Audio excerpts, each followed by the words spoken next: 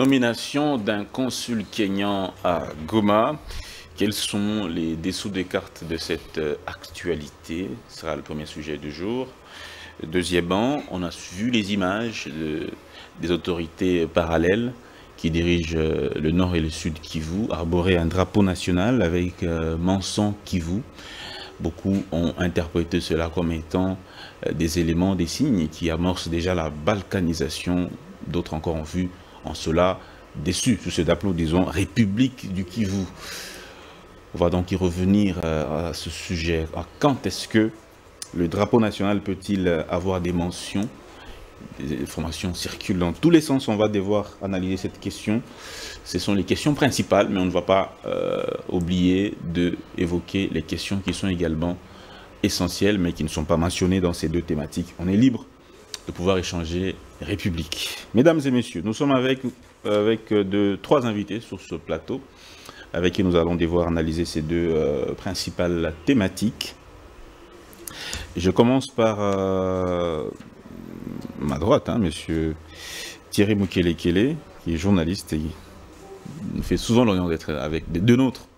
Bonjour et merci beaucoup, monsieur Thierry, de nous honorer. Bonjour Dan, bonjour à mes co-débatteurs avec qui nous allons échanger sur ce plateau de grande tribune, Congo Buzz. Je salue le responsable de Congo Buzz et tout le personnel. Je salue les amis qui vont nous suivre dans les réseaux sociaux ainsi que sur la chaîne.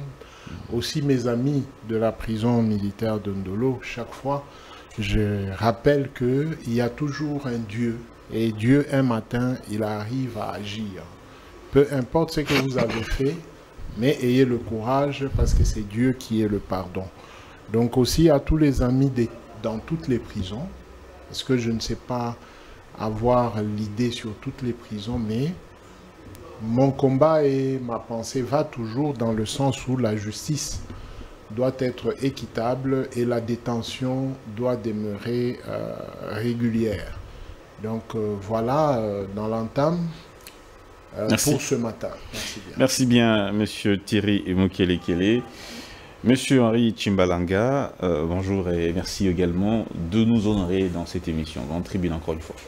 Bonjour Dan, je salue Thierry et mon compatriote avec qui on va échanger sur ce qu'est la République en ce jour. Merci encore pour cette énième opportunité parce que les sujets et puis les questions de l'heure, telles que vous l'avez dit, on peut aborder parce qu'on devra discuter Congo et ça en vaut la peine parce que nous sommes à un moment où on ne sait pas qui est avec le Congo, qui n'est pas avec le Congo. Et ça demande à ce que les citoyens congolais de plus en plus puissent regarder le Congo en tant que tel, au-delà des clivages politiques, au-delà de quoi que ce soit. Parce qu'on n'a jamais cessé de le dire, c'est pas un fait du hasard. Le monde est trop méchant.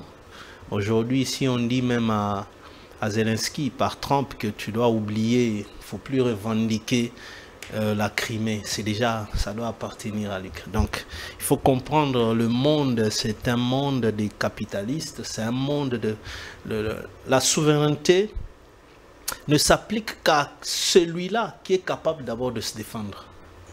Alors, si le Congolais ne doit pas compter sur X, Y, que ce soit États-Unis ou quoi que ce soit, on doit d'abord compter sur nous-mêmes. Sinon, on va continuer à pleurer.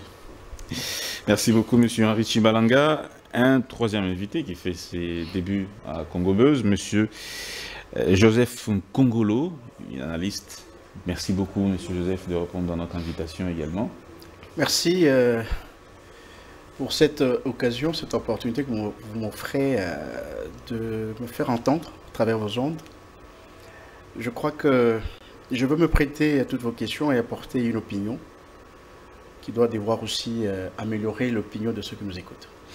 Merci beaucoup, messieurs, d'être là. Alors, on va rappeler quelques questions dès l'heure. Le 15 août 2025, le président kenyan William Ruto a nommé Judy Keria Nkumiri comme consul général du Kenya à Goma. En réaction, le gouvernement congolais a fortement rejeté cette nomination, jugeant qu'elle viole les règles du droit international et les procédures diplomatiques établies. Convention de Vienne de 1963 en particulier, il insiste sur le fait que cette nomination n'a pas reçu l'aval préalable de Kinshasa via l'agrément et la délivrance d'un ex-voiture par son ministère des Affaires étrangères. Malgré cette tension, un entretien téléphonique entre la ministre des Affaires étrangères congolaise Thérèse Wagner et le ministre des Affaires étrangères kenyan Musalia Mudavadi a eu lieu le 16 août. Les deux parties ont exprimé le souhait de maintenir un dialogue constructif et de renforcer leur coopération, notamment dans les domaines de la sécurité, du commerce et de la mobilité régionale. Un projet d'accord de paix a été partagé avec la RDC et le groupe armé M23 avant une reprise pour parler de paix dans quelques jours, a déclaré dimanche 17 août un responsable qatari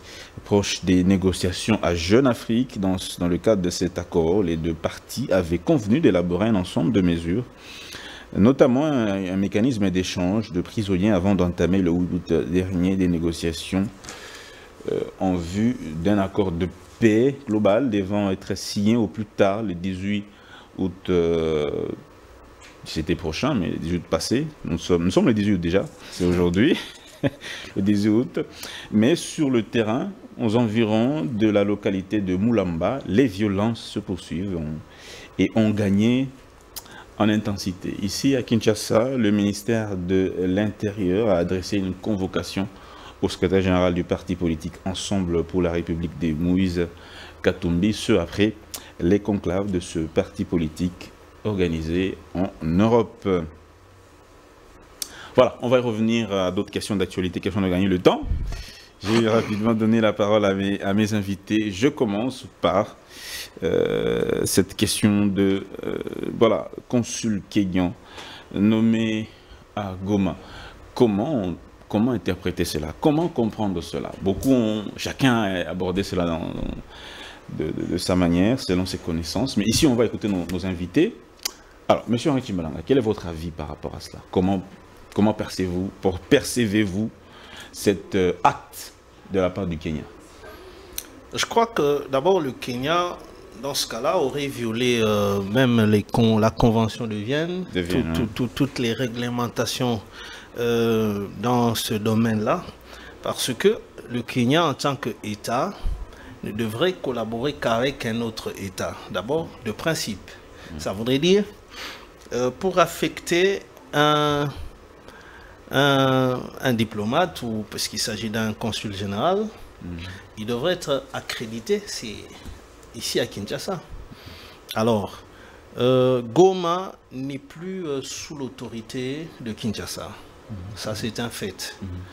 Et maintenant, en posant cet acte-là, donc le Kenya, automatiquement, voudrait dire qu'ils reconnaissent l'administration de l'AFC M23. Ils trouvent qu'ils peuvent collaborer avec cette administration-là. Parce que la personnalité nommée à ces fonctions-là ira se présenter pour trouver accréditation, c'est auprès des autorités ou des dirigeants de l'AFC M23, qui sont les maîtres de cet espace-là. Et au-delà de ça, d'abord, je dirais que ce n'est pas un acte isolé, je dirais, dans la sous-région. Il y a un autre acte posé par un autre pays voisin, notamment l'Ouganda, mais qui a, à mon sens, la même portée. Museveni rouvre les frontières d'Ichacha et de Bunagana, qui donnent sur les territoires occupés par la FC M23. Alors, cet acte-là signifie qu'en face de vous, de l'autre côté, il y a des services étatiques de l'Ouganda. Et de ce camp, ce sont les services supposés être de la RDC, qui sont des services homologues. Bon, maintenant, quand Museveni prend cette décision-là, ça voudrait dire qu'il considère aussi que l'administration qui est en face de lui est valable. Donc, et pourtant, ce sont des pays qui sont censés ne collaborer qu'avec la RDC en tant qu'État. Donc ce sont les mêmes actes qui sont posés par, curieusement, les membres de la même communauté économique, l'EAC, au détriment du pouvoir établi de Kinshasa. Est-ce que cela est déjà une amorce d'une sorte de balkanisation? Parce que c'est un concept, une réalité que nous craignons depuis bien longtemps. Est-ce que cela nous rapproche un peu plus de la balkanisation, ces actes qu'ils posent envers les RDC? Bon, je crois que les actes en disent tout, mais c'est à nous, en tant que nation, de pouvoir prendre des dispositions qui puissent aller aussi dans le sens de stopper tout ce genre de mouvement. Parce que plus loin encore, l'Union européenne avait en son temps nommé un représentant dans la sous-région qui est basé à Nairobi, mais qui ne va pas traiter avec Kinshasa. Lui, il sera chargé que de la région de l'Est de la RDC. Et pourtant, en ce moment-là, déjà, nous étions sous cette rébellion. Alors, ça, quand vous comptabilisez maintenant ces différents actes, ça voudrait dire qu'il y a une très grande question à se poser. Est-ce que la RDC, ou sinon Kinshasa, est-il considéré en tant que tel par ces pays-là que jusque-là nous considérons être des alliés? C'est ça la grande question que moi je me pose. Parce que sinon, politiquement, ça ne s'explique pas, même sur le plan diplomatique, pas du tout, ça ne s'explique pas. Parce que le consul doit dépendre de son chef direct qui est l'ambassadeur dans le pays où ce consul-là est affecté. Bon, maintenant, qui va accréditer? Parce qu'il ne vient pas à Kinshasa, c'est-à-dire ce sont les gens qui sont là-bas, ou l'administration qui est sous la coordination de l'AFCM 23. Donc je pense que les choses sont tellement claires que je ne sais pas quelle explication le Kenya va donner, ou plus loin encore, quelle explication l'Ouganda va donner. Et l'Ouganda, néanmoins, disait que nous, on a ouvert nos frontières à nous. Vous fermez vos frontières aussi. Et pourtant, c'est clair. Maintenant, comment Kinshasa va aller décider là où il n'a plus d'emprise? Donc, c'était une réponse, en quelque sorte, l'Ouganda se moquait de la RDC. L'Ouganda se moquait de la RDC. De la RDC. Oui. Mais on va analyser un peu la réaction aussi du gouvernement congolais. Déjà, quand vous avez suivi le gouvernement congolais à protester, est-ce qu'on devrait aller au-delà? D'abord, comment vous avez réagi par rapport à cette nouvelle, M. Thierry Mukeleke? Bon, sur le plan pratique, le consulat n'est pas l'ambassade. L'ambassade engage le pays, son pays, dans le pays où il est la représentation. Diplomatie, politique, tout. Ça dit que la référence d'un président dans un autre pays, c'est l'ambassadeur. Oui. Le consulat, son rôle est plus technique. C'est un rôle purement administratif. Celui qui accrédite son consul, c'est le pays, c'est le président. Comme le président kenyan a accrédité un consul. L'ambassade du Kenya devait au préalable en informer et donner des documents, connaître la personne et tout et tout.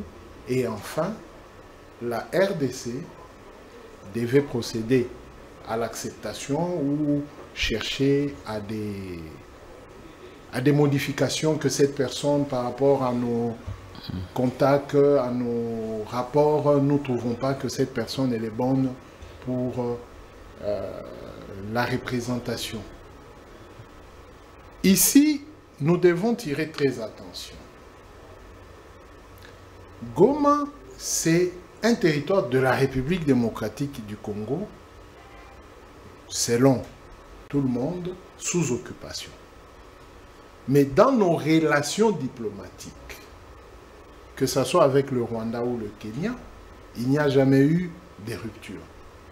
Et le Kenya qui a des citoyens kenyans à Goma, c'est-à-dire en République démocratique du Congo, ne peut pas priver ses concitoyens des mouvements. Mais il n'y a pas que les Kenyans qui a des concitoyens là-bas. Il y a aussi des Tanzaniens, il y a aussi voilà, c'est une ville qui est vraiment fréquentée par les pays de l'Afrique de l'Est. Oui. Pourquoi seulement le Kenya?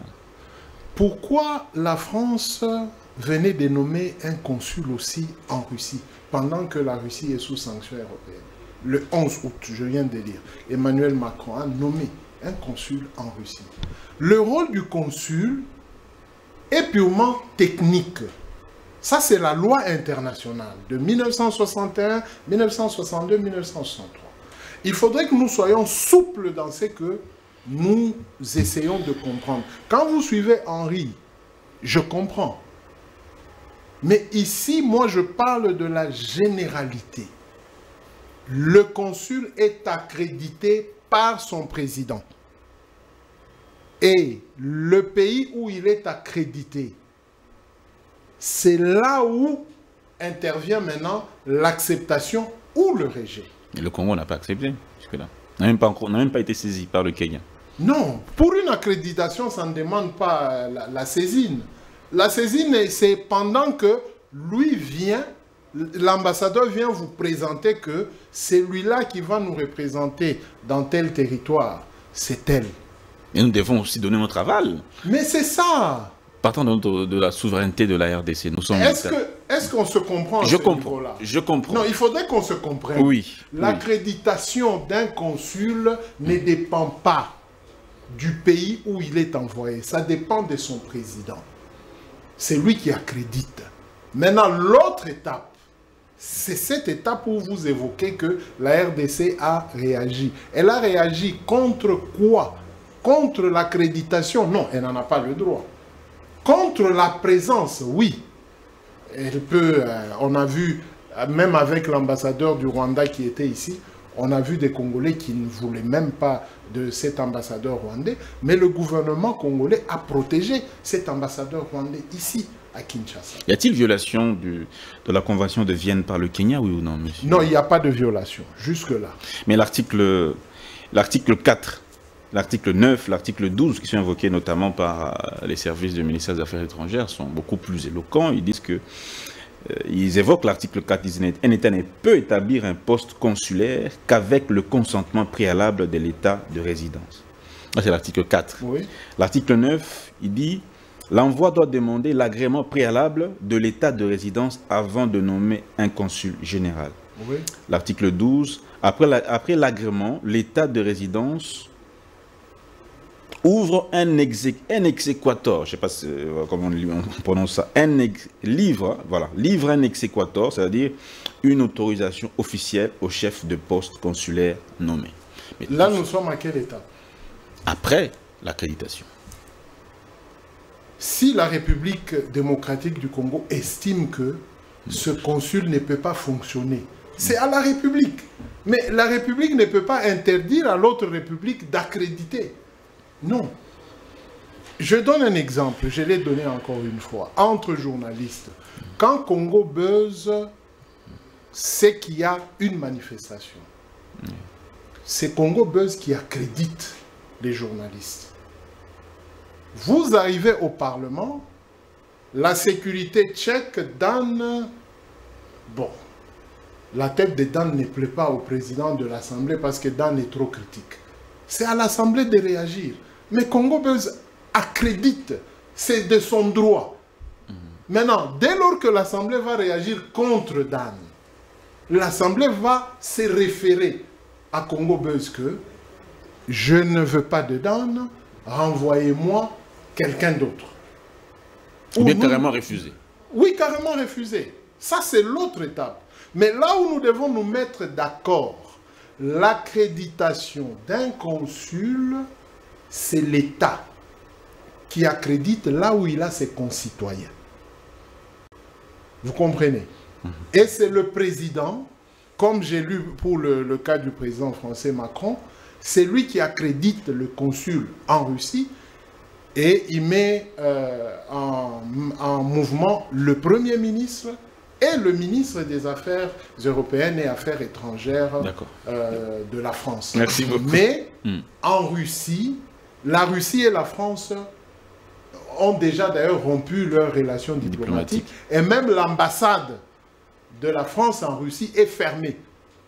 Mais le consulat opère parce qu'il y a des citoyens français qui sont encore en Russie pendant qu'il y a la crise. C'est là où je veux que nous puissions nous mettre d'accord sur les termes techniques entre l'ambassade et le consulat. Qui ne joue pas du tout le même rôle. Non. Le consulat a un tout petit rôle technique qui travaille d'ailleurs souvent à l'ambassade. Donc, merci beaucoup. Alors, ça dit qu'il y a une étape ça se passe en amont, on nomme, un État nomme, et en aval, l'État où il est affecté peut soit accepter soit refuser carrément. Donc, on est à l'étape initiale, donc pas la peine de s'inquiéter par le gouvernement. Non, il n'y a pas la peine de s'inquiéter. Merci beaucoup. Vous voulez placer un petit mot? Oui. Oui. Je pense que ce que Thierry n'a pas ouvert, c'est quoi? Il y a une interaction. Il y a l'accréditaire et l'accréditant. Oui. Alors, l'accréditant ne peut pas passer à la dernière vitesse sans pour autant qu'il y ait harmonie avec l'accréditaire. Parce que le rôle d'un consul, ce n'est pas technique, simplement comme vous le dites. Mais c'est-à-dire, c'est lui qui encadre l'intérêt des ressortissants de son pays dans le pays où il est envoyé à travailler comme consul. Vous voyez, c'est un rôle éminemment politique. Il représente... Mais avant qu'il ne soit installé, il y a des préalables, non? Mais si, il y a des préalables, parce que vous allez envoyer un consul dans mon pays. Sur base de quels paramètres? Parce que lui dit pour le moment, il n'y a pas raison de s'inquiéter du côté congolais. Non, écoutez, il y a ceci. Cette partie-là, nous sommes en guerre, non? Kinshasa a perdu le contrôle sur cet espace-là, sur Goma, pour être précis. Alors, Kenya est censé être en collaboration d'État à État avec Kinshasa. Alors, quand ils doivent envoyer, nommer ou ouvrir un consulat général au niveau de Goma, mais au préalable, c'est parce que Goma n'appartient pas à Nairobi. Ils doivent... Non, appartient à la RDC. Appartient à la RDC. Oui. Alors, mais le consulat existe bien avant. On a nommé seulement un consul. Est-ce que vous savez pourquoi, par exemple, les pays envoient souvent des ordres ou interdisent à leurs ressortissants de ne pas aller dans telle ou telle zone? C'est parce qu'ils ne seront pas en mesure de protéger les ressortissants de leur communauté. Parce que cette zone-là n'est plus en sécurité. Et que le pays d'accueil ne va pas assumer ses responsabilités. C'est comme ça. Donc quand vous vous envoyez là-bas, c'est-à-dire vous êtes maintenant en harmonie avec qui pour sécuriser vos intérêts là-bas. Parce que Kinshasa ne contrôle plus là-bas. Tout à fait, monsieur Henri Tshimbalanga. Mais on a quand même, d'après nos recherches, on a quand même appris, on a quand même découvert que la Belgique et le Burundi, la Belgique a un consulat à Goma qui est toujours fonctionnel, et le Burundi a un consulat, à Bukavu, qui est toujours opérationnel. Mais ce sont des zones qui sont toujours occupées à ce jour. Ces deux exemples permettraient-ils à d'autres États également de faire pareil, tels que les Kenyans? Peut-être qu'ils se servent aussi de ces deux exemples-là pour dire qu'il y a la Belgique et le Burundi qui ont des consulats qui fonctionnent dans les zones occupées. Donc nous aussi, en tant qu'État, nous pouvons faire de même. Peut-être qu'ils se sont servis de cet exemple-là. Mais je vais passer la parole à M. Henri Tshimbalanga. M. Joseph Kongolo, comment voyez-vous, percevez-vous cette question d'actualité? Bien, je crois que pour faire une bonne analyse et faire comprendre à ceux qui nous suivent la gravité de l'acte posé par Hutu, c'est d'abord relever le danger qu'il y a sur la communauté internationale, sur le plan international aujourd'hui. C'est que vous avez les règles qui gèrent les États aujourd'hui qui sont violés volontairement, de manière flagrante. C'est le cas de la Russie qui est en train facilement de prendre le territoire de l'Ukraine. On est en train de cracher sur les mêmes lois que nous voulons relever ici chez nous. C'est ça la fragilité du contexte international pour nous Congolais aujourd'hui. c'est parce qu'il y a au même moment un acte analogue qui se passe entre les puissants. Mais quelle est la règle internationale qui est violée dans ce contexte-ci? Oui, mais la Russie... Nous sommes en train de parler. Russie... Non, on parle de la RDC. Tout à fait, je reviens. Et du Kenya. C'est ce que je voulais dire. Je voulais dire ceci. Je donne des éléments du contexte international avant de revenir au niveau de la sous-région. Ouais. C'est justement ce que je voulais dire. Ouais. C'est-à-dire que notre malheur, c'est de voir le même geste, les mêmes actes se passer dans un autre continent, sur le même territoire, soumis aux mêmes textes internationaux. Voyez-vous? Ça se passe en Ukraine. Ça veut dire on retire les territoires, on s'entend entre deux puissants, même à l'absence, n'est-ce pas, du représentant de ce territoire là-bas, pour le partage du territoire. C'est-à-dire on enfreint l'intangibilité des frontières qui sont proclamées pratiquement dans tous les textes qui gèrent l'ONU et toute la communauté internationale. Ça, c'est la première chose. Deuxièmement, c'est ici chez nous. C'est presque analogue. Même si les contextes peuvent être différents, mais c'est presque analogue. Il y a un État qui envahit un autre État et qui commence à poser des actes d'une souveraineté, n'est-ce pas, rebelle sur un territoire reconnu internationalement par les mêmes textes. Vous comprenez? Alors, j'ai apprécié ce qu'Henri disait, qu'il n'y a pas un seul acte isolé dans ce que le Kenya a posé. Il n'y a pas un seul acte isolé. C'est-à-dire qu'ils sont dans un processus cohérent, dans leur processus cohérent. Leur, quand vous dites leur, c'est-à-dire que c'est un ensemble d'États ou... Effectivement, c'est un ensemble d'États. D'abord, vous savez que la balkanisation, ce n'est pas nouveau pour la République démocratique du Congo. Rappelez-vous, le Premier ministre a parlé de la balkanisation. Vous avez parlé tout à l'heure de la République du Kivu. Ce n'est pas nouveau. Ce n'est pas nouveau. Tous ces concepts ne sont pas nouveaux. Voyez-vous? C'est-à-dire que c'est un programme qui a été concocté depuis les années 60 par Kaguta Museveni, qui a été aidé par le président de la Tanzanie, qui a été d'ailleurs en quelque sorte le parrain de cette pensée, et Kaguta, qui l'a aidé pour prendre le pouvoir en Ouganda, et qui est jusqu'aujourd'hui le représentant de cette pensée de la République du Kivu ou de la République Tutsi-Ima. Voyez-vous? Ce n'est pas une histoire, c'est un livre qui a été écrit, publié, c'est connu. Lisez même... Charles Onana? Non, ce n'est pas le livre de Charles Onana. Il y a un livre à ces sujets-là. Oui, Charles Onana a fait allusion aussi à ça. Donc c'est pour vous dire que c'est quelque chose, c'est un programme, un projet qui est élaboré très bien par ces mêmes États de l'Est. Donc vous parlez de ce fameux plan de la balkanisation. Tout ça, le plan de balkanisation, il y a aussi Kaguta Museveni et l'ancien président du Kenya, non pas du Kenya, de la Tanzanie. Museveni, Ouganda. Non, Tanzanie. Museveni. Oui, j'ai dit ceci. L'ancien président de la Tanzanie, c'est lui qui a aidé Museveni à accéder au pouvoir avec l'idéal de créer un nouvel État. C'est connu, c'est écrit. Ouais. Voyez-vous? Ouais. Donc, revenez alors au sujet du jour. Aucun acte isolé. Ça, c'est la première. Aucun acte isolé. Le Kenya, qui est partie prenante en tant que président de l'EAC en fonction, est partie prenante au processus de pacification de l'Est. C'est-à-dire, le Kenya était à Doha pour chercher la pacification à l'Est. Et imaginez-vous, c'est ce même président du Kenya qui pose un acte vidé du sens. Vidé de sens. Vous avez parlé tout à l'heure du consulat burundais et du consulat. Mais c'était fait parce qu'avant, il y a eu l'administration diplomatique. Voyez-vous? Avant toute chose, il y a une diplomatie. Qu'est-ce que je dis? Une administration diplomatique. Ça veut dire qu'il y a un échange épistolaire entre les deux États, on présente la personne, l'État peut apprécier, est-ce que celui-là est bon? On va checker pour voir si l'homme... Que pensez-vous de ce que dit monsieur Thierry Mukele? Ce qui a été posé en amont ne viole aucune règle internationale, c'est une mauvaise compréhension. Aucun texte international. C'est peut-être en aval que le Congo peut maintenant faire prévaloir son droit de dire non ou de rejeter cette démarche du Kenya. La diplomatie ne fonctionne pas comme ça. D'abord, le Kenya n'était pas au niveau administratif. Le Kenya a publié le consul, la nomination d'un consul à Goma. Et on a rendu public cette information de manière officielle par les instances de l'État.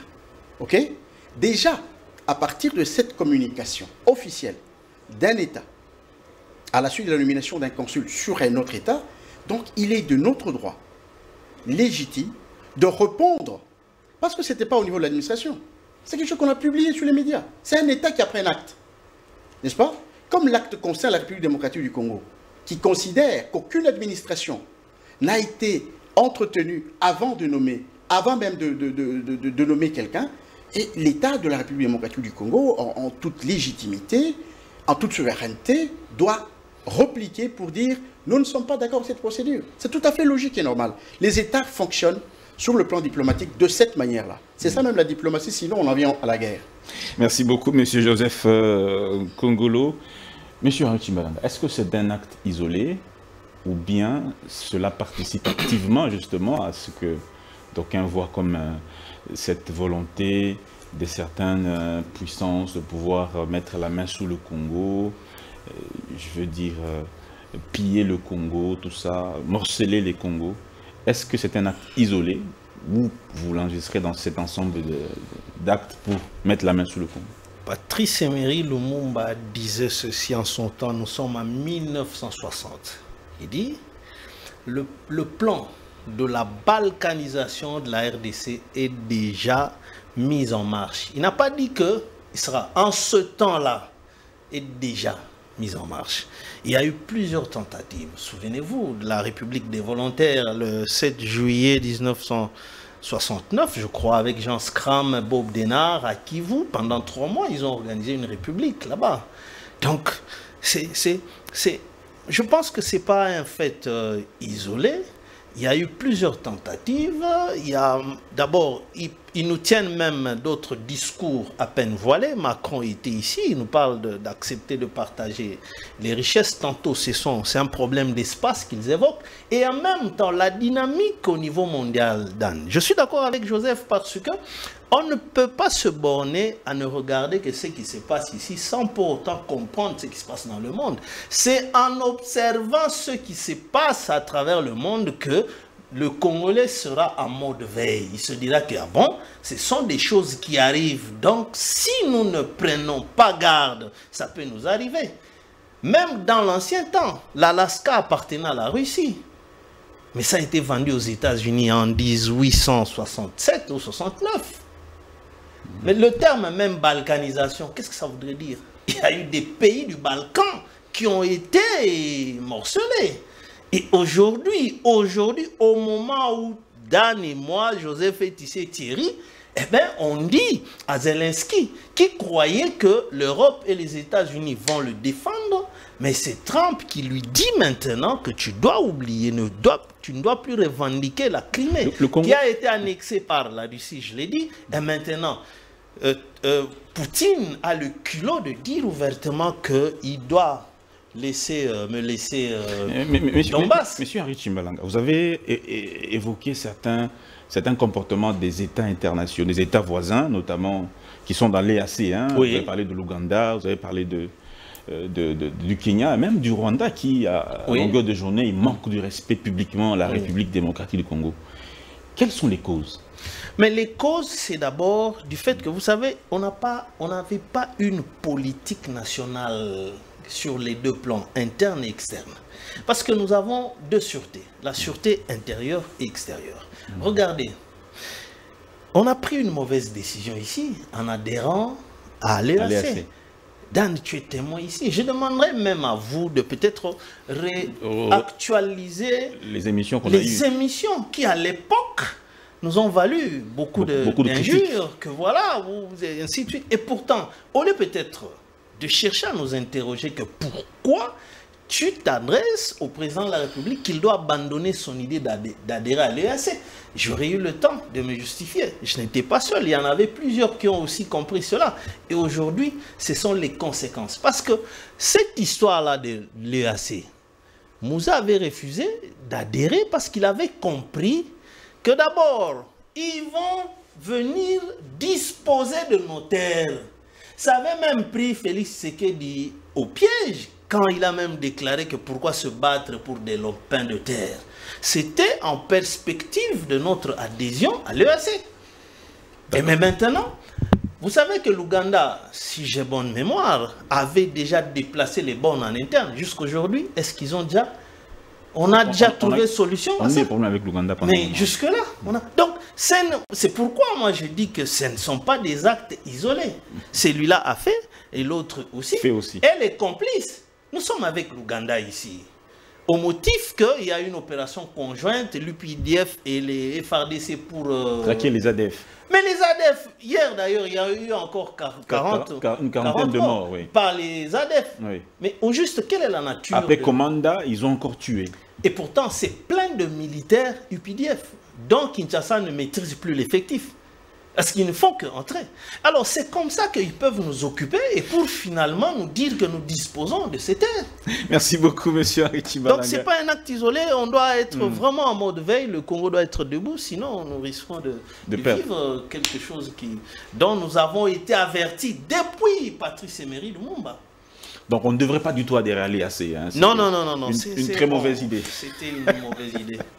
Monsieur Thierry Mukelekele, vos affirmations n'ont pas rencontré l'assentiment de vos collègues. Bon, c'est normal, parce que nous naviguons parallèlement. Mais eux refusent d'admettre que les principes au niveau international est celui-là. L'accréditation, c'est le président du pays qui accrédite son consul dans un autre pays. C'est ça les principes. Et le rôle du consul n'a rien à voir avec le rôle de l'ambassadeur. C'est pourquoi j'ai dit qu'il n'y avait pas péril à la demeure. C'était au Congo ou à la RDC de réagir. Est-ce que d'abord le consul est-il arrivé même à Goma? Je n'ai pas d'informations. Mais ce que je sais, et ce que nous dit les principes, suivez. Une ambassade est la représentation diplomatique principale d'un pays dans un autre, dirigée par un ambassadeur, et se concentre sur les relations politiques et officielles entre les deux États. Un consulat est en revanche une représentation plus administrative qui se concentre sur les services aux citoyens de son pays dans un pays étranger. Et quand nous nous référons à la nomination le 11 août dernier du président français d'un consul en Russie, ça détermine que, quoi qu'il y ait rupture des relations diplomatiques, on a retourné l'ambassadeur de la Russie ici et l'ambassadeur de la France, il y a quand même des Français qui sont en Russie et seul le service technique régule leurs mouvements. Mais il y a eu l'aval du gouvernement russe. Absolument. Mais c'est ça. C'est à quel moment où il y a eu aval? C'est après qu'il y a eu une nomination du consul. Le président français a nommé le consul le 11 août. Ça dit que si nous suivons, le document du 11 août a été peut-être avalisé il y a 2-3 jours pour que ce consul réside maintenant en Russie. Mais les relations diplomatiques sont fermées. Il n'y a pas matière à s'inquiéter au regard du contexte où nous savons qu'il y a un État qui nous agresse, la RDC, il y a des territoires qui sont occupés, des populations qui n'aspirent au retour normal de la situation. Tout à fait. N'y a-t-il pas matière à s'inquiéter? Qu'on se mette d'accord. Oui. Pourquoi en République démocratique du Congo, on ne veut pas accorder le droit au Kenya d'accréditer, selon ce que veut la loi internationale? Qu'on accrédite et que la RDC refuse. Mais l'accréditation, c'est un principe. C'est comme aujourd'hui, si le Rwanda estime que, par rapport à sa situation sécuritaire, notre consul ou le consulat de la RDC à Kigali doit fermer ou doit plier bagage, on va remballer et l'ambassadeur et le consulat. Monsieur Thierry Mukelekele, est-ce que l'ambassade rwandaise fonctionne à Kinshasa jusqu'au jour d'aujourd'hui? On n'a jamais rompu les relations diplomatiques. Pas officiellement, à ce que je sache. Et même le Rwanda n'a jamais rompu les relations diplomatiques avec nous. Ça n'a rien à voir, comme je l'ai dit, avec le consulat. Souvenez-vous, le président Kabila a eu des problèmes avec Schengen. Un moment. Mais le consulat a continué à fonctionner. Ça permettait à certains Français, à certains Congolais de faire ces mouvements-là. Ça dit que moi, je veux que nous puissions établir une nette différence entre l'accréditation, qui a mandat, qui a pouvoir d'accréditer, selon la loi, c'est le président du pays qui accrédite son consul dans le pays où il y a ses concitoyens. À l'autre pays d'accepter ou de ne pas accepter. C'est ce que moi j'ai dit. Vos collègues voient plutôt un plan de balkanisation qui est déjà en marche depuis bien longtemps et ces actes ne sont pas du tout isolés. Ça, c'est à nous de nous réveiller et à nous de comprendre la géostratégie sécuritaire internationale. Les autres pays ne peuvent pas être bloqués parce que nous, en interne, on ne veut pas se mettre d'accord. Je crois Henri a évoqué la situation de la frontière de l'Ouganda, où les Ougandais vous disent que nous ouvrons nos frontières, on n'a pas ouvert vos frontières. Pourquoi? Parce que eux, ils estiment qu'ils ne peuvent pas être bloqués et leurs concitoyens ne peuvent pas être bloqués d'aller à Bunagana. De l'autre côté. De l'autre côté, c'est ça mon problème. C'est-à-dire que si nous, c'est que j'ai toujours plaidé à plusieurs micros, si le président de la République accélère la machine en interne, pour consolider l'effectivité du contrôle du territoire national. C'est-à-dire, ok, ministre ou nommer son représentant pour la situation de M23 AFC en République démocratique du Congo. Ok, on laisse ceux-là qui sont à l'extérieur. Mais que le président nomme quelqu'un pour se charger des M23 et AFC en interne.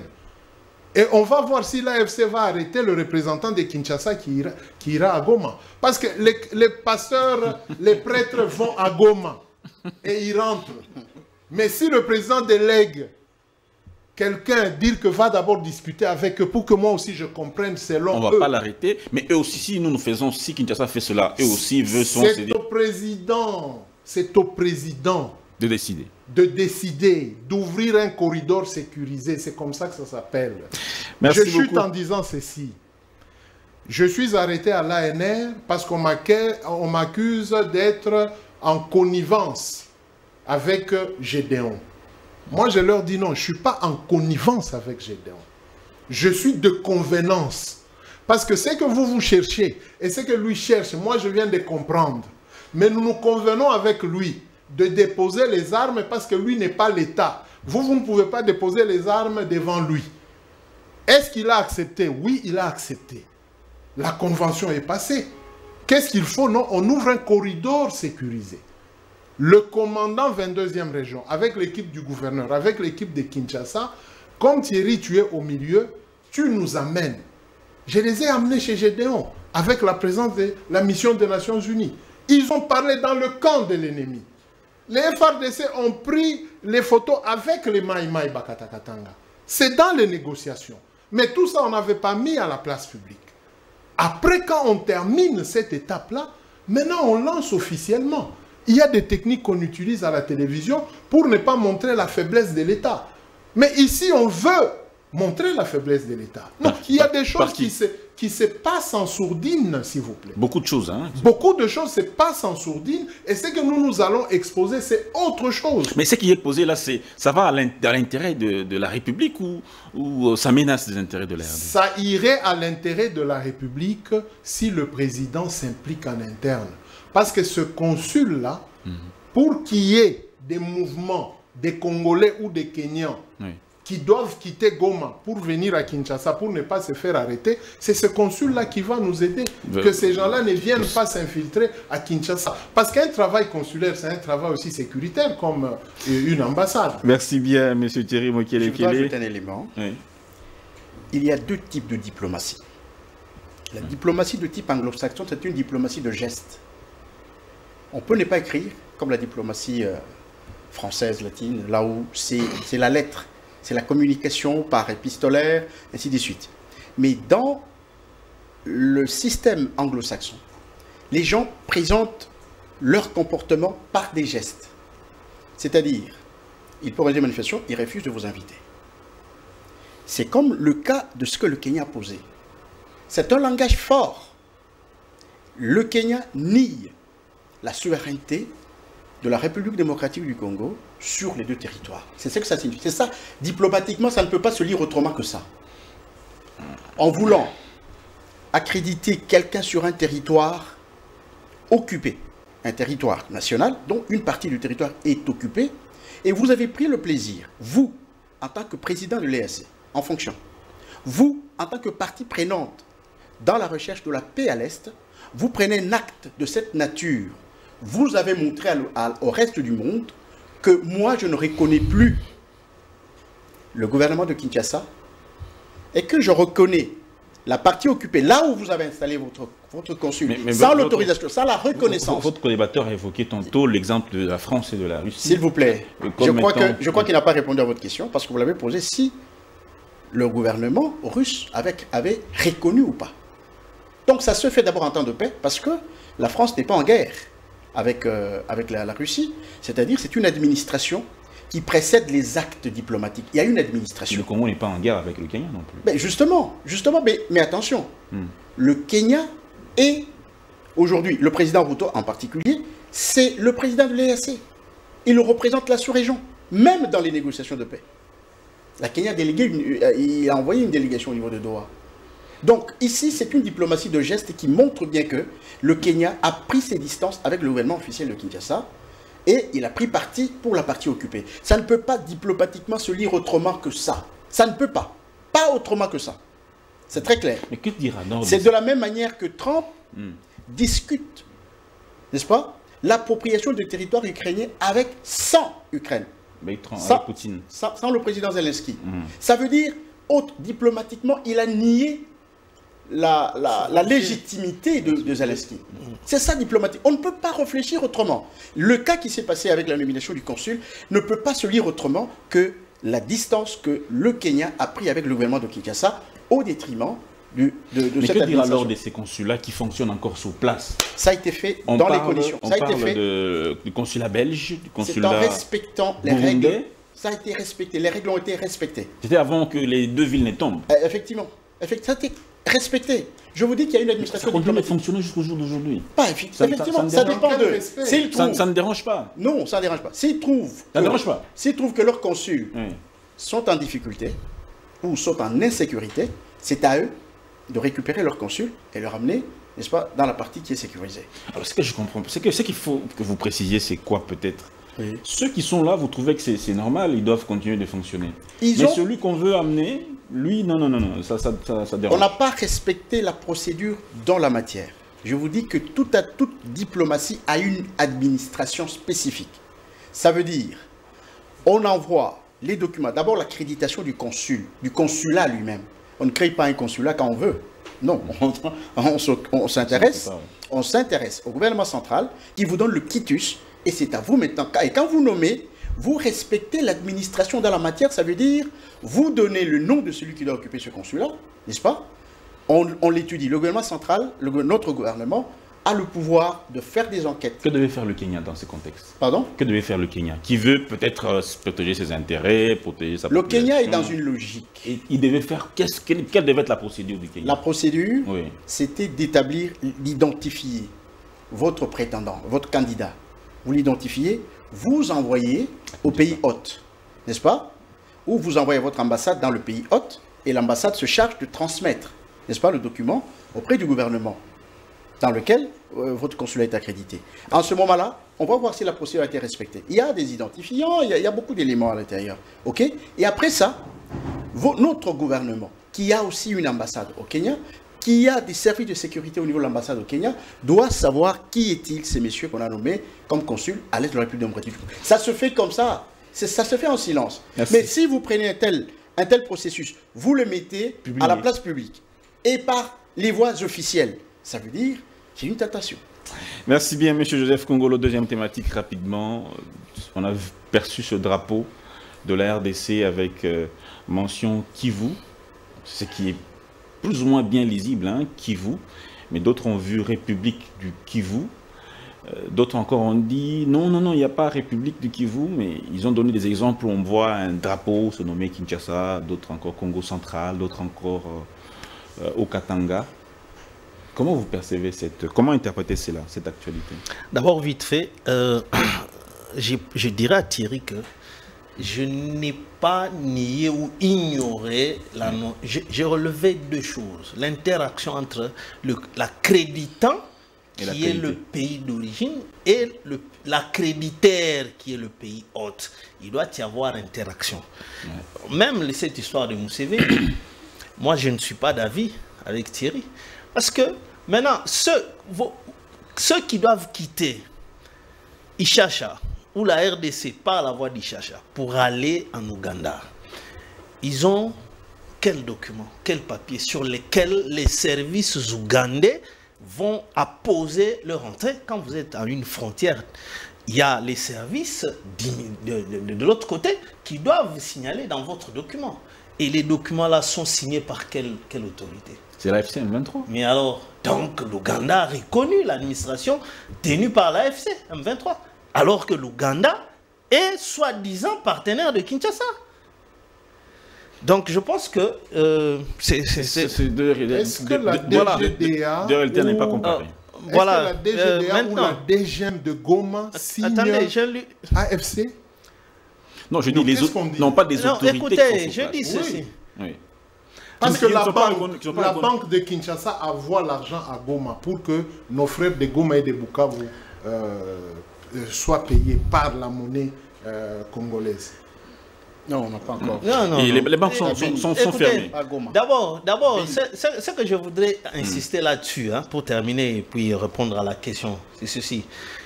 Mais vous pensez que Thierry pense facilement que Tshisekedi peut envoyer quelqu'un là-bas à l'AFC M23 comme ça et ça passe facilement, ou bien quelqu'un viendrait de là-bas parmi les dirigeants de l'AFC venir ici à Kinshasa? On le prend juste à l'aéroport. Mais un instant, regardez même ce qui se passe. Pourquoi il y a interpellation à gauche, à droite? Pourquoi on attaque Dominique du fait qu'elle a fait une photo saluant Franck Diongo? Dominique Munongo. Oui, c'est parce que Diongo était là, il est allé à Kigali. Dans le contexte de guerre, hein, il y a bien des choses qui nous demandent beaucoup trop d'attention. Bon, on ne va pas s'éterniser là-dessus. Je crois que, parce que le temps avec la télé... On parlait de cette affaire de République du Kivu. Bon, j'ai vu ça, mais en faisant aussi des recherches, je me suis rendu compte que non, mais c'est pratiquement les drapeaux, toutes les provinces sont mentionnées, parce que j'ai vu, à moins que ce soit un montage, j'ai vu Daniel Bumba aux côtés d'un drapeau où c'est mentionné Kinshasa. Et si tel en est le cas, bon, c'est... Qu'est-ce qui était mentionné vraiment sous le drapeau des autorités? J'ai vu Kivu. Mais les drapeaux étaient pliés. Qu'est-ce qui est mais maintenant, si on doit prendre que c'est tous les drapeaux qui portent les noms des provinces, d'abord je me pose cette question-là. C'est pour signifier quoi? Sur le drapeau de la RDC, on écrit Kinshasa. Que ça voudrait signifier? C'est au ministre de l'Intérieur qui doit maintenant nous donner des explications. Parce que maintenant, ça prête maintenant confusion et ça menace même. Parce que si maintenant les drapeaux de l'autre côté sont pris en tant que tels, que c'est une autre république. Mais ici, on a la même formulation. Les drapeaux qui portent les noms des provinces. Mais alors que c'est un drapeau de la RDC du pays. Alors, je ne sais pas quelle est la conception de cette histoire-là. Si on ne peut pas tolérer que sur un drapeau qui ait des mentions d'une province. Mais est-ce que c'est un drapeau d'une province? Ce n'est plus authentique. Je ne sais pas pourquoi. Bon, ça devient un peu compliqué. On a vu Congo central également. Mais évidemment, c'est ça la grande question. C'est au ministre de l'Intérieur. Vous savez, chaque fois quand le peuple congolais commence à aller dans tous sens, il faut que nos ministres, le ministre de tutelle, le ministre en l'occurrence, le VPM en charge de l'intérieur, qui gère les populations, qui doit prendre les dessus pour donner explication, dire que, bon, vous voyez, les mentions que vous voyez sur les drapeaux, c'est une décision qui a été prise pour tel objectif. Tout à fait. Sinon, comme ça, on risque d'aller dans tous sens. On aura la peur au ventre que ça, bon, il y a déjà des drapeaux, c'est déjà de la balkanisation effective. Donc, je pense que à certaines choses, pourquoi des drapeaux avec des mentions des provinces? Il faut interdire ça. Officiel. Mais c'est pas un drapeau de Kinshasa, c'est pas un drapeau de Lubumbashi, mais c'est drapeau national de la RDC. Et c'est Thierry, quel est votre avis par rapport à cette affaire? Bon, le protocole d'État doit faire un grand travail de recycler et d'enseigner d'abord le b.a.-ba de la nation. Ce qu'Henri dit, c'est normal. Et ce n'est pas seulement chez nous en République démocratique du Congo. Dans plusieurs pays, les drapeaux et les emblèmes sont utilisés pour une information bien précise. Les drapeaux, par exemple, les drapeaux de la RDC, Oui. c'est ce drapeau qui symbolise le pays. C'est ce drapeau qui symbolise la souveraineté de notre pays. C'est pourquoi vous voyez dans des manifestations officielles, généralement, c'est la police militaire qui a cet emblème, ce drapeau, et devant qui le président de la République, qui représente tous les Congolais, s'incline. Donc tout Congolais doit s'incliner devant le drapeau. Mais en ce qui concerne les autres qu'on appelle drapeaux, les emblèmes, ce sont des enseignes, comme des pancartes, pour identifier soit un parti politique, soit une association. Mais pour les villes, ça ne date pas de maintenant. Même la couleur là du Kivu, ça ne date pas d'aujourd'hui. Depuis même l'époque de Mobutu, qui voit toujours porter cette couleur-là. Lubumbashi a toujours porté le rouge et blanc. Kipushi a toujours porté le bleu-blanc. Kolwezi, je crois que c'est le vert-blanc. Hein, en ce qui concerne de notre côté là. Et quand vous êtes à la Gécamine, c'est le rouge et blanc. Hein, et pour les mangeurs de cuivre à la Gécamine, c'est le rouge et blanc. Normalement, le protocole d'État, peut-être aussi le ministre de l'Intérieur qui a la charge, mais ça c'est dans la matière du protocole d'État, qui doit informer tous les services de l'État comment ça se comporte. Qu'est-ce que nous devons trouver par exemple dans des bureaux officiels. Ici nous avons eu la culture et dans d'autres pays d'avoir l'effigie du président et le drapeau. Mais par exemple, pour Bumba, pour qu'il se distingue des autres provinces, il a le drapeau de la province ou l'emblème de Kinshasa. Il est le drapeau national, mais avec mention province de Kinshasa. Non. C'est écrit... Ça, c'est une erreur protocolaire. Si c'est vrai, moi je n'ai pas encore vu. Oui, si c'est vrai, il y a des drapeaux si c'est vrai, d'abord, tout le monde ne peut pas être en possession d'un drapeau sans que le protocole d'État ne s'en saisisse et que le président donne son quitus que voici le drapeau. Et voici l'effigie qui portera ma photo et qui sera mise sur l'étendue du territoire national. Parce que nous voyons dans plusieurs bureaux, il y a des gens qui vont sur Internet, ils prennent la photo du chef de l'État, ils mettent dans un cadre et ils mettent derrière lui. Et le protocole d'État n'est pas au courant. Tout ça, ça rentre dans le cadre de la sécurité protocolaire. Donc, si nos amis du protocole d'État nous suivent, ils doivent communiquer, sûrement avec les services de la présidence, quelles sont les enseignes qui doivent se retrouver sur l'emblème national, c'est-à-dire notre drapeau, sur l'effigie du chef de l'État, sur les carnets. Parce qu'aujourd'hui, nous voyons un kidam qui entre dans un cyber, il prend un carnet comme ça, il met la photo du chef de l'État, il va vendre. Ça c'est fait. Oui. Donc, si nous rentrons au Kivu, je n'ai pas eu le temps d'étudier.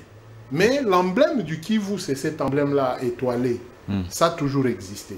Mais il faut étudier, il faut enquêter. Si quelqu'un n'a pas voulu en abuser. Parce qu'aujourd'hui, sur TikTok, quand vous mettez une fausse information, elle tourne plus vite que la bonne information. Donc nous nous sollicitons auprès du protocole d'État d'enjoindre au gouvernement, parce que le protocole qui est chez le Premier ministre, il dépend du protocole d'État. Le patron du protocole à la présidence, c'est lui le patron de tous les protocoles. Mais ça fait longtemps, il n'a jamais réuni tous les protocoles pour donner un canevas et un vadmekum au protocole et dire même au ministre. Merci beaucoup. Je chute en disant ceci, dire même au ministre. D'ailleurs, avant l'émission, on discutait avec eux, même sur le problème des cortèges de nos autorités. On parlait avec eux. C'est quelque chose qui doit être géré par le protocole d'État. Toutes les autorités ne doivent pas être dans la rue avec les cortèges et escortes. Des longs cortèges. Le cortège, oui, mais l'escorte, il y a un ordre de préséance où le président de la République en cortège est escorté, le chef d'état-major général en cortège est escorté, le premier ministre, il y a des préalables. Tout le monde ne peut pas entrer dans la rue de Kinshasa pendant que le président de la République est là et lui fait des mouvements. Donc le président vient avec son cortège escorté ici. Vous aussi, vous venez avec votre cortège escorté. Non, il y a quelque chose sur lequel nous devons tabler. Merci bien, M. Thierry Mukele-Kele. Alors, votre avis également, M. Joseph? Oui, je voudrais dire que ce ne sont pas des faits isolés, en fait. Parce que ces images, même sur la toile, elles ne sont pas permanentes. Ces images-là. Il y a le Katanga. Vous rappelez-vous, l'ancien président de la CENI, c'est Ngoï Mulunda. Je crois qu'il a été arrêté à un certain moment parce qu'il avait organisé une manifestation au cours de laquelle, une manifestation publique, il y avait un drapeau du Katanga, de l'ancien Katanga. Oui, une confusion en plus. Voilà, il avait été arrêté pour ça. C'était le drapeau de la sécession katangaise, je crois. C'est une confusion. Non, attention. Attendez. Laissez-moi terminer. Laissez-moi terminer. J'ouvre une parenthèse, je ferme. Oui. Il y a UJK qui s'est dit Union des jeunes katangais. Oui. L'emblème porte les tricolores comme le drapeau du Katanga.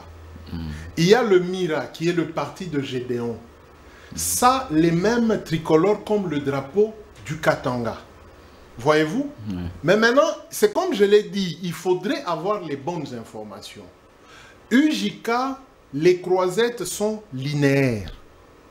Mais le drapeau du Katanga, les croisettes sont triangulaires. Donc, une croisette, une croisette, une croisette. Pour Gédéon, les croisettes sont triangulaires, mais c'est en forme de foi. Vous comprenez? Et les couleurs se diffèrent. Le drapeau du Katanga, c'est le cuivre, la croisette, hein, le Mukubala. Mais les autres n'ont rien à voir avec ça. Même Mouyej a eu le même problème. Une province peut avoir un drapeau, c'est... Non, ce sont des enseignes, des emblèmes qui représentent. Parce que UJK, c'est accordé. C'est une association. Mais ça porte les mêmes couleurs. Tout à fait. Donc nous devons seulement tirer attention quand nous voyons ce genre de choses. Mouyej a eu des problèmes, c'est parce que pendant qu'il recevait Joseph Kabila, on a vu UJK avec tous ces emblèmes-là des UJK, on pensait que ce sont les Bakatakatanga à Kolwezi. Donc il y a beaucoup de confusion dans cette histoire-là. Je voudrais dire que Thierry, c'est un grand défenseur de Bakatakatanga, je ne sais pas. Il est vraiment au cœur de ce processus de pacification. Hein. Mais ce qui est vrai, c'est qu'on ne peut pas évoquer une histoire, n'est-ce pas, fausse, puante, comme celle de la sécession katangaise, celle de la sécession du Sud Kasaï. Voyez-vous? C'est pourquoi tous les drapeaux là, quand vous les voyez flotter, ça veut dire qu'il y a une manifestation des Katangais qui cherchent, quand ils ne voient pas clair en politique, ils relèvent toutes ces choses. Je suis natif du Katanga. Je suis né au Katanga, je connais bien le Katanga. Tout partout là-bas, je connais. Donc c'est quand il y a une friction sur le plan politique, vous voyez ces drapeaux-là flotter. Mais quand il n'y a rien, ces drapeaux-là ne flottent pas, généralement. Et quand ça flotte, c'est toujours ces Bakatakatanga qu'on a récupéré. Hein, c'est toujours, on va récupérer le Katanga, on va récupérer le Katanga. Donc je voudrais dire que c'est un élément essentiel. Le drapeau national, tel qu'il est présenté sur la communauté internationale, qui est distribué dans presque tous les pays du monde, ne peut pas souffrir d'une transformation quelconque. Ne peut pas porter une autre inscription que le drapeau authentique. Ne peut pas. Ne peut pas. Donc, parce qu'on l'a déjà distribué dans tous les pays du monde. L'ONU a acté. Parce que quand vous allez à l'ONU, vous allez trouver le drapeau flotter. Donc ne peut pas. On ne peut pas prendre le drapeau national, mettre le nom d'une province. Ça province du Kivu. Province du non, Kivu. Ça n'existe pas. Tout ça, ce n'est pas innocent. Sûrement que ceux qui font, c'est toujours toutes ces équipes numériques, des rebelles, de ceux-ci, qui essayent de créer cette confusion-là, de dire que voilà, le Kivu, bientôt, ça va être une province ou un État autonome. Mais il y a aussi des images qui ont circulé, on voit d'autres provinces, par exemple la province du Congo central, un drapeau comme ça où il y a cette mention-là? Non, là, ils ont fait tout simplement une fausse confusion en fait. C'est une fausse confusion. L'essentiel pour eux, c'était de montrer que le territoire occupé aujourd'hui vont devenir un État autonome ou des provinces autonomes. C'était ça. Ça, c'est une fausse confusion. Ils ont fait tout simplement ça pour essayer de faire croire aux gens que non, c'est des problèmes de province. Mais en réalité, c'est une image qui a un message précis, n'est-ce pas, à l'opinion nationale et internationale. Donc, c'est un peu ça. Donc, la République, je crois que, comme il a dit, comme Thierry l'a dit, l'État congolais doit être jaloux de son drapeau. On ne peut pas chercher à le modifier sur la toile ou pas, parce que ça va créer beaucoup de confusion. Et si chaque province doit avoir un drapeau, non, c'est pas possible. Les couleurs, oui. Les couleurs, je suis d'accord. Même à la GECAMIN, c'est la couleur rouge, blanc, mais pas le drapeau. D'accord, merci. Pas le drapeau. Il faut... Tous ceux qui invoquent le drapeau, derrière, il y a un faux message, un mauvais message. Les couleurs, je suis d'accord, chaque ville a des couleurs. Vous trouvez ici noir et blanc sous les bordures, là-bas c'est vert blanc, et ainsi de suite et tout ça. Mais pas le drapeau. Je profite pour finir avec vous en une minute. Oui. Les personnes qui sont en contact avec la rébellion, est-ce que ces personnes-là sont fréquentables? Ces personnes ne sont pas fréquentables au niveau de la République. Pourquoi? Parce que vous ne pouvez pas vous battre contre quelqu'un, ok? Et que son ami ou son collaborateur, n'est-ce pas, est dans votre camp. C'est compliqué. Vous voulez prendre le cas des généraux qui sont en contact avec l'adversaire, qui sont dans notre armée, ok? Et qui sont en contact avec l'ennemi. Ils sont suspects. Ce sont des collabos. Ce sont des collabos. S'ils posent les actes de trahison, ça devient des collabos. Et à ce moment-là, ils doivent être portés devant la justice. C'est le cas de nos généraux, c'est le cas de certaines personnalités politiques qui passent des longueurs de journée en train de parler, échanger avec un adversaire, même si vous parlez de votre propre famille. Mais ça devient déjà dangereux parce que vous êtes autorité. Vous êtes élevé dans un pays. Vous devez arrêter ces personnes-là qui entrent en contact? Absolument, pour des raisons des enquêtes. Pour des raisons d'enquête. Et si on trouve qu'il y a des actes de trahison ou de complicité, eh ben... On fait comment? Si vous, par exemple, vous êtes en déplacement à l'étranger, vous le recroisez en cours de route, il vous reconnaît, il vous tend la main. Non. La photo circule. Non, c'est pas ça. Non, c'est pas ça. Je ne parle pas de ça. Moi, je reprends votre question. Je ne parle pas de ça. Bon, ça peut être votre frère. Vous faites quoi? Ça peut être votre beau-frère, votre cousin. Vous faites quoi? On vous arrête? Non, on ne vous arrête pas. Là, on ne vous arrête pas. Moi, je ne suis pas à ce niveau-là. Mon problème, c'est quand on vous entend parler du conflit, n'est-ce pas, qui nous oppose, et que vous donnez certaines informations. Fausse ou vrai? En ce moment-là, il y a déjà une tentative. Merci bien. Monsieur Aritiban, votre avis par rapport à cela, devra-t-on soupçonner de connivence ceux qui rencontrent non seulement les leaders de la FCM23, mais toutes les personnes qui ont annoncé soutenir la FCM23? Est-ce qu'on doit... Comment on doit les traiter? Bon, c'est lui qui soutient une rébellion. Je crois que déjà, c'est... Quand vous soutenez une rébellion, c'est-à-dire vous êtes contre l'ordre établi dans votre République. Là, c'est clair parce que vous avez parlé du soutien, de quelqu'un qui soutient. Vous voyez? Donc, il est quand même reproché pour le fait de son soutien à l'insurrection. Le cas, par exemple, de Franck Diongo. Oui. De Franck Diongo, ou encore de journalistes comme Perrault Louara. Oui. Quand vous les rencontrez... Ça fait rien, je peux discuter avec lui, même pour lui dire que, mais écoutez, tu n'as pas raison, pourquoi tu fais ça, pourquoi tu es allé là-bas, qu'est-ce qui ne va pas dans ta tête, ainsi de suite, je ne vais pas le fuir. Mais pour raison d'enquête, on peut peut-être vous interpeller aussi. Mais ce n'est pas un problème, mais celui qui interpelle doit avoir la précision pourquoi il va interpeller. Ce n'est pas le fait que j'ai parlé avec lui, j'ai discuté avec lui, ça devient trop grave, mais non. Vous êtes suspect, quand même possiblement suspect. Ah oui, vous savez, il y a beaucoup de suspects qui sont ici, qui crient matin, midi et soir, nous c'est Fachi Béton ou rien. Et finalement, on les a eus, ils sont maintenant dans des controverses. Il y en a qui ont déclaré, moi je ne peux pas trahir Dieu, Fachi Béton. Donc il faut faire très attention de ne pas être en train de paniquer sur même une simple apparence des choses. Donc les gens ne doivent pas même éviter à se parler, sinon qu'est-ce qu'on fait à Doha? Quand ils sont là-bas à Doha, ils ne se parlent pas. Ce sont des échanges officiels. Mais c'est ça, c'est pourquoi... Qu'est-ce qui est officiel, finalement? Officiel, c'est-à-dire l'État qui s'engage. Mais quand il lui-même. parle, c'est pour L'État- peut-être... il y a des gens qui sont mandatés pour l'État, par l'État. Mais c'est ça, mais évidemment, nous parlons la même chose. Quand tu rencontres quelqu'un qui n'a pas posé des actes en tant qu'officiel, on se retrouve avec toi. Je ne vais pas te fuir. On va discuter. Au risque que cela soit mal interprété, on a vu ce qui se passait à Goma avec les prêtres, tout ça. Mais ils sont revenus ici. Ils sont ici à Kinshasa. C'est à vous de les convoquer pour dire que, mais dites-nous, vous avez été là-bas. Mais ils sont là. C'est parce qu'ils ne se reprochent de rien, de tout ce que les gens racontent. Parce que s'ils en étaient responsables de quelque chose, peut-être que ce serait une fois parti et puis ils ne vont plus revenir. Juste une petite précision avant de donner... Un petit mot, oui. Moi, je crois que tu aurais... Je m'excuse. La question est claire. Vous avez posé, nous avons donné des réponses en tant que... une question générale. Oui. Mais le cas est précis. Le cas est précis. C'est Mounongo Oui. qui a posé avec un rebelle. Diongo, Franco. Absolument. Mounongo est qui dans ce pays? Questeur. Ah, mais c'est ça. C'est l'élément important. Moi, je ne suis pas officiel. Rapporteur adjoint, pardon. Ok, moi, je ne suis pas officiel. Moi, je ne suis pas officiel. Je peux rencontrer Franck Diongo, je peux échanger avec Franck Diongo. Je crois qu'il n'y a aucune suspicion. Aucune. Mais quand un officiel du rang de la trempe de Mounongo, en tant que membre, n'est-ce pas, du bureau du Parlement, de l'Assemblée nationale... Elle fait la diplomatie parlementaire. Là, qui sait? Là, non. La diplomatie parlementaire, elle est officielle. Elle n'est pas officieuse, elle est officielle. Il faut laisser ça au service de renseignement. Donc, je voudrais dire ceci.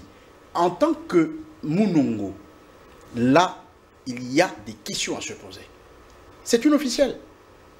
Ce n'est pas un citoyen, un citoyen lambda, c'est un officiel. Là, il y a des questions à se poser. Merci beaucoup. Absolument. Merci Il y a des beaucoup. questions à se Monsieur poser. Thierry Mukele, pour finir. Non seulement ça, je termine, non seulement ça. Rappelez-vous des déclarations de cette dame avant qu'elle ne soit au bureau. Non, on ne va pas revenir là-dessus quand même. Ah non, justement, parce que, attention, quand vous êtes officiel, Il y a beaucoup de confusion. J'insiste, s'il vous plaît. Non, je donne la précision. En tant que Quand vous membre êtes d'ensemble officiel, pour la s'il République. vous plaît, quand vous êtes officiel, Oui.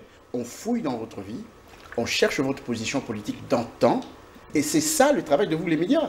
Et ceux qui font les investigations, ils font quoi? En telle année, il a fait ceci, il a fait cela, ainsi de suite. Il a été rebelle, et puis il a quitté le RCD, il est allé au MLC, tout Mais ça. si c'était le Ça, cas dans ce c'est quand vous gouvernement, devenez on n'aurait officiel. plus S'il certains vous membres plaît. du gouvernement parce C'est que quand vous beaucoup devenez officiel. Non, beaucoup non, ont non. pris les armes. Hein, Non, ça veut dire dans ce gouvernement. ça veut dire que certains actes s'expliquent par son passé ou par ses anciennes opinions. C'est comme ça que si Mbemba rentre chez les Ougandais aujourd'hui, qu'est-ce qu'on va dire? Ah, bah, on a un cas là. Ils l'ont utilisé. Vous voyez? Donc, quand vous êtes officiel, je crois que vous devez avoir un comportement qui doit éviter qu'on puisse vous suspecter sur un acte ou un geste quelconque. Parce que les gestes aussi comptent. Les gestes, ce sont des langages. Les gestes sont aussi des langages. Donc, je crois qu'en tant qu'officiel, il y a des choses à dire là-dessus, et il faut le convoquer et l'entendre. C'est tout à fait normal. Nous sommes en temps d'insécurité, en une période très très difficile. Le fait de Ce n'est pas une officielle qui peut aller le poser fait- comme ça. Le fait de convoquer le secrétaire général d'ensemble pour la République par le ministre de l'Intérieur, Bon, évidemment, on il y peut a- rentrer dans ce cadre-là. D'abord, c'est le ministre... On veut comprendre. Tout à fait. C'est le ministre des Affaires intérieures. Ce n'est pas le service de sécurité. D'accord? À ce moment-là, il y a des précisions C'est qu'il le faut donner. patron des services de sécurité. Ah, non, attention. Intérieur. Oui, intérieur. Intérieur, Tout à fait. Là, il y a des questions précises qui restent dans le cas du ministre. Merci Mais beaucoup. quand c'est les services de sécurité, là, ça devient autre chose. Il faut faire aussi la différence. Monsieur Thierry Mukele. Je pense qu'il n'y a pas péril à la demeure.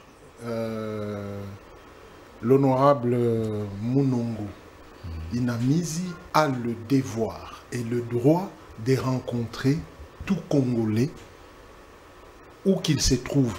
Même à Goma. Et prêter, même à Goma. Sans un mandat officiel. Et prêter son oreille. Sans un mandat. Prêter son oreille. L'article 63 est clair. Tout Congolais a le devoir.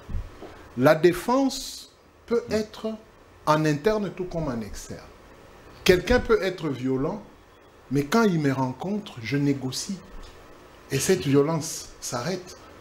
Moi, le gouvernement m'a arrêté autant de fois. Mais je n'ai pas baissé les bras. Et j'ai ramené Gédéon entre les mains du gouvernement.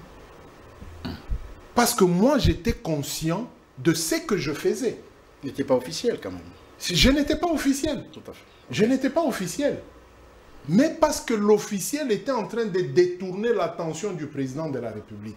Et moi, j'ai découvert ça, j'ai foncé. les services m'ont arrêté, j'ai gardé la même ligne de conduite. Bientôt, là, je viens de Ndolo. J'ai été acquitté par le tribunal de garnison de Kinshasa-Gombe. Mais je n'ai pas rechigné.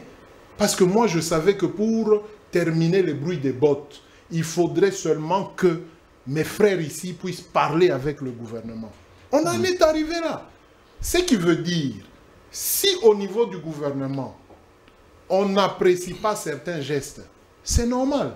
Mais si vous, en tant que Congolais, vous êtes conscient et convaincu que quand je vais parler avec Tchimbalanga, je vais le faire revenir à la maison. Mais je continuerai. Vous m'interpellez, je viendrai, je vous explique. Vous me gardez au cachot, vous allez me libérer. Après, je rentre. À l'année, on m'a arrêté autant de fois, mais moi, j'ai rentré voir Gédéon. Jusqu'à ce que je l'ai convaincu, et j'ai dit au gouverneur que maintenant, Gédéon est prêt. Je venais du cachot de la 22e région militaire. Le gouverneur me pose la question, mais vous venez de faire presque 4 mois en prison. Comment est-ce qu'on va faire? Je dis que je vais voir Gédéon. Et demain matin, je suis allé en forêt. Et même du côté des Gédéons, ils n'avaient plus confiance en moi. Ils se sont dit que j'ai été manipulé pour amener l'armée là où ils étaient. Et j'ai été bloqué aussi du côté des Gédéons. Vous comprenez le danger dans une négociation? Donc il ne faut pas faire peur aux Congolais que ceux qui ont moni Mutusongolo Pakala, vous devez le fuir. Non. Vous devez lui dire, mais pourquoi toi tu fais ça? Quand il donne les raisons, vous venez au gouvernement, vous dites que non, l'autre a dit ça. Et comment savoir si vous êtes crédible? Ce que vous dites est totalement vrai, crédible. Et aussi la question du fait qu'elle est officielle. Voir peut-être quelqu'un comme Madame Munongo, oui, rapporteur adjointe de l'Assemblée nationale, avec un monsieur qui a ouvertement annoncé son soutien à Corneille Nangaa. Oui. N'est-ce pas une opportunité pour le gouvernement de dire même au président de l'Assemblée nationale que parler un peu à côté avec Mme Minamizi, qu'est-ce que Franck Diongo lui a dit? Est-ce qu'il y a possibilité d'atteindre Franck Diongo au travers de cette députée? Est-ce que ce ne serait pas un acte de subversion? C'est quoi une subversion? Rencontrer c'est quoi une subversion? Franck Diongo, qui, déjà, on va le dire, il est dans l'AFCM 23. Ok, c'est quoi une subversion? Qui est en subversion? La députée ou Franck Diongo? Franck Diongo qui est en subversion. Donc la députée n'a rien à voir avec la subversion. Mais si Franck Diongo donne ces éléments subversifs et que la députée, par un canal du président de l'Assemblée, dire que non, monsieur le président, en parlant avec Franck Diongo, soufflait ceci au chef de l'État. Et que le président, il y a des services parce qu'il a... Non, non, il y a des services ne confondez pas. Non, c'est vous qui faites la confusion. Mon frère, voilà pourquoi vous avez fait longtemps en prison. Non, parce que les gens ne comprennent pas. Les gens ne comprennent pas. Bon. Quand on comprend, pour faire la paix, quand on comprend, on doit aller vers l'autre. Mais il faut quand même un mandat. Quel est ce mandat? La Constitution nous donne le devoir à tout Congolais de rechercher la paix et de sécuriser les institutions de la République.